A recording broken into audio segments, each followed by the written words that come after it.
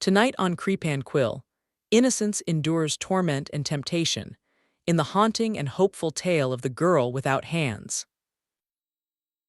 A certain miller had little by little fallen into poverty, and had nothing left but his mill and a large apple tree behind it. Once, when he had gone into the forest to fetch wood, an old man stepped up to him, whom he had never seen before, and said, Why dost thou plague thyself with cutting wood? I will make thee rich, if thou wilt promise me what is standing behind thy mill. What can that be but my apple tree? thought the miller, and said, Yes, and gave a written promise to the stranger. He, however, laughed mockingly and said, when 3 years have passed, I will come and carry away what belongs to me. and then he went. When the miller got home, his wife came to meet him and said, Tell me, miller, from whence comes this sudden wealth into our house? All at once every box and chest was filled, no one brought it in, and I know not how it happened. He answered, It comes from a stranger who met me in the forest, and promised me great treasure. I in return have promised him what stands behind the mill. We can very well give him the big apple tree for it. Ah, husband, said the terrified wife.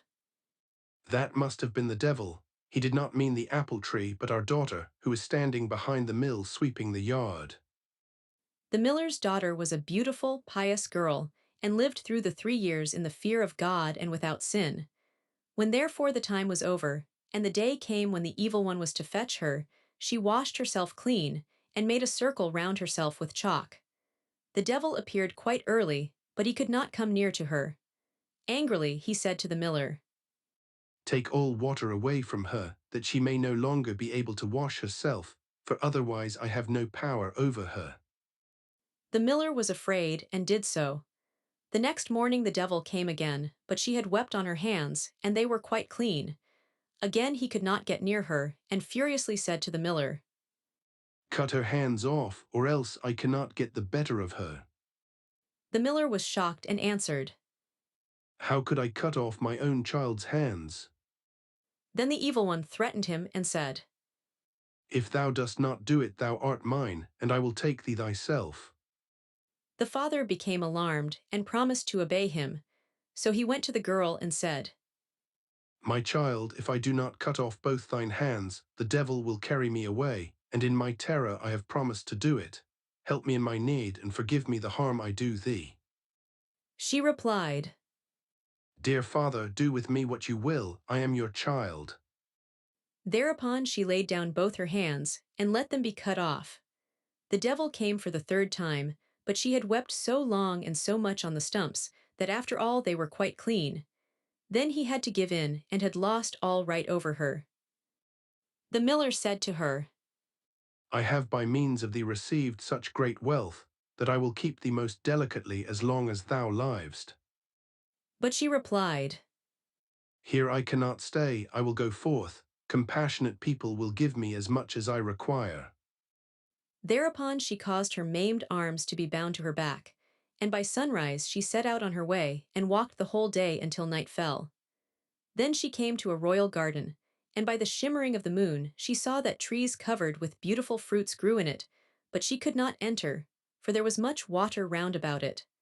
And as she had walked the whole day and not eaten one mouthful, and hunger tormented her, she thought, Ah, if I were but inside, that I might eat of the fruit, else must I die of hunger. Then she knelt down, called on God the Lord, and prayed. And suddenly an angel came towards her, who made a dam in the water so that the moat became dry and she could walk through it. And now she went into the garden and the angel went with her. She saw a tree covered with beautiful pears, but they were all counted. Then she went to them, and to still her hunger, ate one with her mouth from the tree, but no more. The gardener was watching, but as the angel was standing by, he was afraid and thought the maiden was a spirit, and was silent, neither did he dare to cry out or to speak to the spirit. When she had eaten the pear, she was satisfied and went and concealed herself among the bushes. The king to whom the garden belonged came down to it next morning and counted, and saw that one of the pears was missing, and asked the gardener what had become of it, as it was not lying beneath the tree but was gone. Then answered the gardener, Last night a spirit came in who had no hands, and ate off one of the pears with its mouth. The king said, How did the spirit get over the water, and where did it go after it had eaten the pear? The gardener answered, Someone came in a snow-white garment from heaven who made a dam, and kept back the water that the spirit might walk through the moat. And as it must have been an angel, I was afraid and asked no questions and did not cry out. When the spirit had eaten the pear, it went back again. The king said, If it be as thou sayest, I will watch with thee tonight. When it grew dark, the king came into the garden and brought a priest with him, who was to speak to the spirit. All three seated themselves beneath the tree and watched. At midnight the maiden came creeping out of the thicket, went to the tree, and again ate one pear off it with her mouth, and beside her stood the angel in white garments. Then the priest went out to them and said, Comest thou from heaven or from earth? Art thou a spirit or a human being? She replied, I am no spirit, but an unhappy mortal deserted by all but God. The king said, If thou art forsaken by all the world, yet will I not forsake thee. He took her with him into his royal palace, and as she was so beautiful and good, he loved her with all his heart, had silver hands made for her, and took her to wife. After a year the king had to take the field, so he commended his young queen to the care of his mother and said, If she is brought to bed, take care of her, nurse her well, and tell me of it at once in a letter. Then she gave birth to a fine boy. So the old mother made haste to write and announce the joyful news to him. But the messenger rested by a brook on the way, and as he was fatigued by the great distance, he fell asleep. Then came the devil, who was always seeking to injure the good queen, and exchanged the letter for another, in which was written that the queen had brought a monster into the world. When the king read the letter, he was shocked and much troubled, but he wrote an answer that they were to take great care of the queen and nurse her well until his arrival. The messenger went back with the letter, but rested at the same place and again fell asleep. Then came the devil once more, and put a different letter in his pocket, in which it was written that they were to put the queen and her child to death. The old mother was terribly shocked when she received the letter, and could not believe it. She wrote back again to the king, but received no other answer, because each time the devil substituted a false letter, and in the last letter it was also written that she was to preserve the queen's tongue and eyes as a token that she had obeyed. But the old mother wept to think such innocent blood was to be shed, and had a hind brought by night, and cut out her tongue and eyes, and kept them. Then said she to the queen, I cannot have thee killed as the king commands, but here thou mayst stay no longer. Go forth into the wide world with thy child, and never come here again. The poor woman tied her child on her back, and went away with eyes full of tears. She came into a great wild forest, and then she fell on her knees and prayed to God, and the angel of the Lord appeared to her, and led her to a little house on which was a sign with the words, Here all dwell free. A snow-white maiden came out of the little house, and said, Welcome, Lady Queen. and conducted her inside. Then they unbound the little boy from her back, and held him to her breast that he might feed, and laid him in a beautifully made little bed. Then said the poor woman, From whence knowest thou that I was a queen? The white maiden answered, I am an angel sent by God to watch over thee and thy child.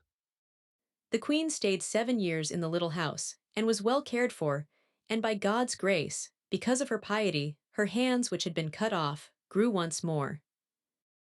At last the king came home again from the war, and his first wish was to see his wife and the child. Then his aged mother began to weep and said, Thou wicked man, why didst thou write to me that I was to take those 2 innocent lives? and she showed him the 2 letters which the evil one had forged, and then continued, I did as thou badest me. and she showed the tokens, the tongue and eyes.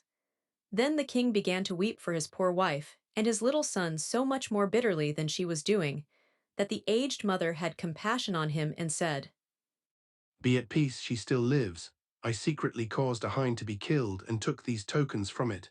But I bound the child to thy wife's back and bade her go forth into the wide world, and made her promise never to come back here again, because thou wert so angry with her. Then spoke the king. I will go as far as the sky is blue, and will neither eat nor drink until I have found again my dear wife and my child, if in the meantime they have not been killed or died of hunger. Thereupon the king traveled about for 7 long years, and sought her in every cleft of the rocks and in every cave, but he found her not, and thought she had died of want. During the whole of this time he neither ate nor drank, but God supported him. At length he came into a great forest, and found therein the little house whose sign was. Here all dwell free. Then forth came the white maiden, took him by the hand, led him in, and said, Welcome, Lord King. and asked him from whence he came. He answered, Soon shall I have travelled about for the space of 7 years, and I seek my wife and her child, but cannot find them. The angel offered him meat and drink, but he did not take anything, and only wished to rest a little. Then he lay down to sleep, and put a handkerchief over his face. Thereupon the angel went into the chamber where the queen sat with her son, whom she usually called, Sorrowful, and said to her, go out with thy child, thy husband hath come. So she went to the place where he lay, and the handkerchief fell from his face. Then said she, Sorrowful, pick up thy father's handkerchief, and cover his face again. The child picked it up, and put it over his face again. The king in his sleep heard what passed, and had pleasure in letting the handkerchief fall once more. But the child grew impatient, and said, Dear mother, how can I cover my father's face when I have no father in this world? I have learnt to say the prayer, Our Father which art in heaven. Thou hast told me that my father was in heaven, and was the good God, and how can I know a wild man like this? He is not my father. When the king heard that, he got up and asked who they were. Then said she, I am thy wife, and that is thy son, Sorrowful. and he saw her living hands, and said, My wife had silver hands. she answered, The good God has caused my natural hands to grow again. and the angel went into the inner room, and brought the silver hands, and showed them to him.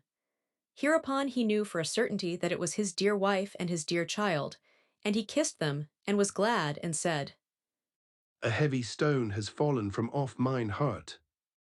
Then the angel of God gave them one meal with her, and after that they went home to the king's aged mother. There were great rejoicings everywhere, and the king and queen were married again, and lived contentedly to their happy end.